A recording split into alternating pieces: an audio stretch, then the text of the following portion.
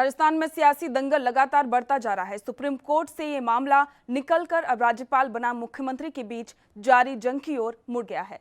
इस दंगल के बीच मुख्यमंत्री अशोक गहलोत आज एक बार फिर से कैबिनेट बैठक करेंगे, जिसमें विधानसभा सत्र बुलाने का प्रस्ताव पास हो सकता है। ये तीसरी बार होगा जब कैबिनेट विधानसभा सत्र बुलाने के लिए प्रस्ताव पास करेगी।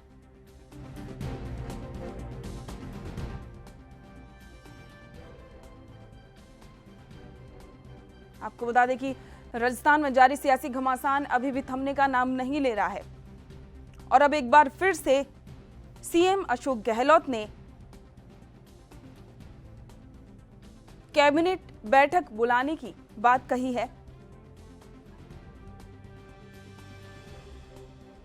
और आज ये कैबिनेट बैठक होने जा रही है, जिसमें विधानसभा सत्र बुलाने का प्रस्ताव पास हो सकता है।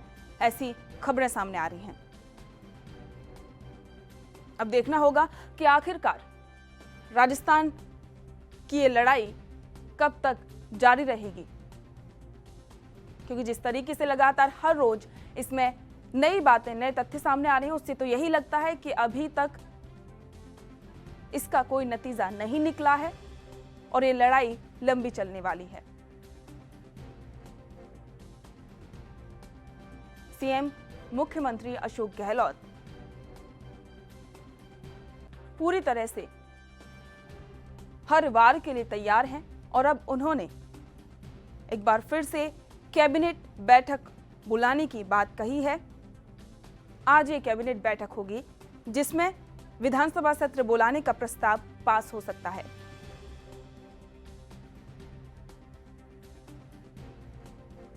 अब ये लड़ाई राज्यपाल बनाम मुख्यमंत्री हो चुकी है।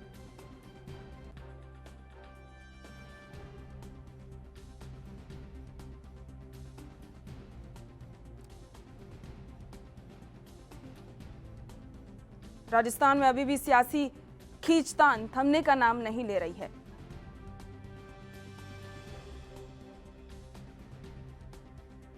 सीएम गहलोत हर रोज इसको लेकर नए फैसले ले रहे हैं, जिससे कि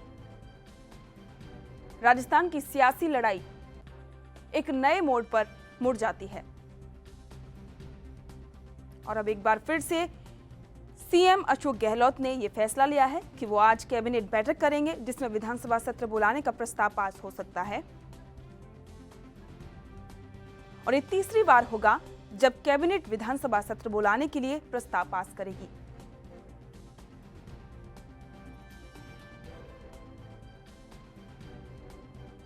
पूरे देश भर की नजरें राजस्थान पर हैं कि आखिरकार राजस्थान में जारी ये लड़ाई कब खत्म होगी। सभी को इसी का इंतजार है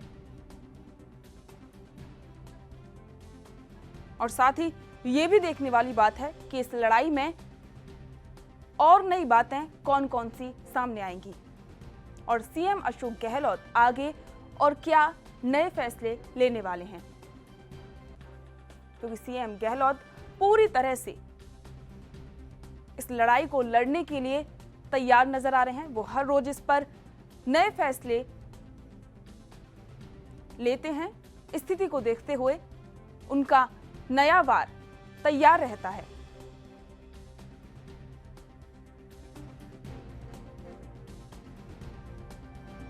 सीएम गहलोत राजस्थान में हुई ये सियासी हलचल का जिम्मेदार भारतीय जनता पार्टी को मानते हैं और इसको लेकर कई बार बीजेपी को घेरते हुए नजर आते हैं।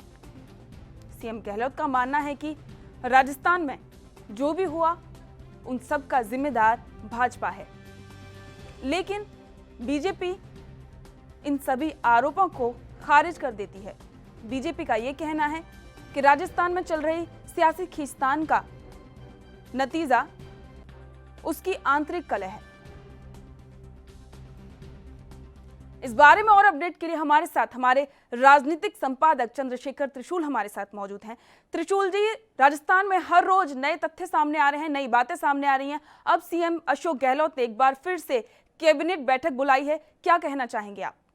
देखिए पूजा, ये प्रस्ताव देना है कि फिर एक बार पत्र लिखा जाए, फिर जब तक सदन आहूत करने के लिए राज्यपाल की अनुशंसा नहीं मिल जाती है तब तक ये प्रक्रिया पूरी चलती रहेगी और इसको बार बार दोहराना पड़ेगा, क्योंकि ये जो सत्र पर जो पत्र लिखे जा रहे हैं उस पर इतना पेच फंस चुका है कि अब कोई संवैधानिक कहीं उनको एक सहारा नहीं मिल पा रहा है कि संवैधानिक कानून के तहत वो राज्यपाल को विवश कर पाए कि राज्यपाल विवश होके उनको ये आदेश दें कि नहीं आप सदन आहूत कीजिए। जी। बहुत सारी बातें ऐसी हैं। उन राज्यपाल ने अपने पत्र लिखा, उनमें भी उसने कहा कि 200 विधायक आएंगे, 1000 कर्मचारी भी आएंगे, 1200-1500 लोग वहां पर इकट्ठा होंगे, मीडिया रहेगा। तो कैसे इस चीज को मैनेज किया जा सकता है ऐसे टाइम में जब कोरोना को लेकर तमाम बड़े बड़े आयोजन को रोक लगा रखी है और महामारी एक्ट लगा हुआ है, तो कैसे इन सब चीजों को पूरा किया जाए। लेकिन अब सबसे बड़ी बात है कि अशोक गहलोत की प्राथमिकता ये है कि सरकार को कैसे बचाया जाए, और वहीं राज्यपाल की प्राथमिकता ये है कि कोरोना के संकट में सदन बुलाया कैसे जाए। दोनों तरफ पेच फंसा हुआ है। बीजेपी के अपने दावे हैं, पायलट ग्रुप के अपने दावे हैं, गहलोत ग्रुप के अपने दावे हैं, लेकिन इन सब दावों के बीच में सबसे बड़ी बात यह है कि पेंच आखिर किसके पक्ष में जाएगा, और वो पेंच अभी किसी के पक्ष में नजर नहीं आ रहा है इस समय। जी बिल्कुल चंद्रशेखर जी, जो कैबिनेट की जो मीटिंग होनी थी वो अब शुरू हो चुकी है, लेकिन आपसे ये भी बात है कि जिस तरीके से राजस्थान में जो सियासी घमासान चल रहा है उसको लेकर राज्यपाल पर भी सवाल खड़े हो रहे हैं, क्या कहना चाहेंगे आप? देखिए पूजा, जब जो भी व्यक्ति संबंधित व्यक्ति होता है, जब सियासत होती है तो सियासत में जब आक्षेप आरोप प्रत्यारोप होते हैं तो वो ये नहीं देखते कि सामने कौन है और सामने कौन नहीं है।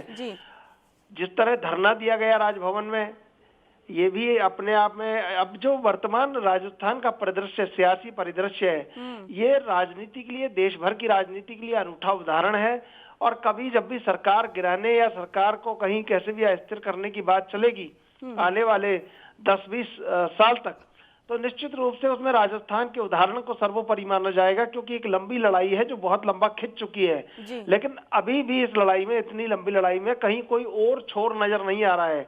अभी भी वो लगातार कैबिनेट की बैठक वो बुला रहे हैं। मान लीजिए फिर एक प्रस्ताव लिया जाएगा, क्या प्रस्ताव वो लेते हैं, विश्वास प्रस्ताव पारित करते हैं, क्या करते हैं, राज्यपाल को भेजते हैं तो राज्यपाल उसको मानेंगे या नहीं मानेंगे।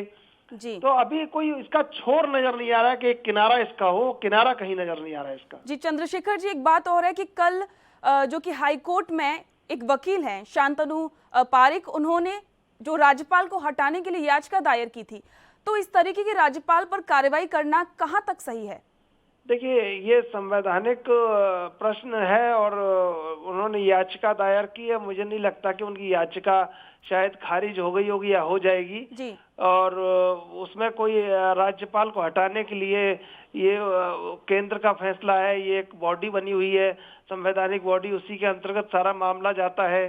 तो ये सब चीजें, अब याचिका, जिस तरह से याचिकाओं की बाढ़ आ गई है राजस्थान में, तो वो नए नए उनमें पक्ष निकल के सामने आ रहे हैं। मदन दिलावर ने भी एक याचिका लगाई कि वो बसपा के विधायकों की वो दी जाए, क्या उनके फैसले की कॉपी दी जाए। कल उस पर विवाद चला, वो धरने पर बैठे। बहुत सारी याचिकाएं अब लगातार बाढ़ आ रही है, लेकिन उन याचिकाओं का एक, जिसको कहते हैं कि सिरा क्या है या उन याचिकाओं का मंतव्य क्या है, वो इंटेंशन और मॉरल, तो वो इंटेंशन तो नजर आ रहा है, लेकिन कोर्ट को या कहीं और जो लोग हैं, जो निष्पक्ष लोग हैं, उनको कहीं उसका एक मॉरल नजर नहीं आ रहा कि इसका ये मॉरल है कि या ये याचिका इसलिए लगाई गई है कि कहीं सत्ता में शुचिता है, राजनीतिक शुचिता की बात हो, राजनीति में आदर्शवाद की बात हो, सिद्धांतवाद की बात हो। ये याचिकाएं वो पक्ष लगा रहे हैं जो अपने पक्षों को फायदा पहुंचाना चाहते हैं, और इन याचिकाओं के पीछे अभी तक कोई ऐसा कोई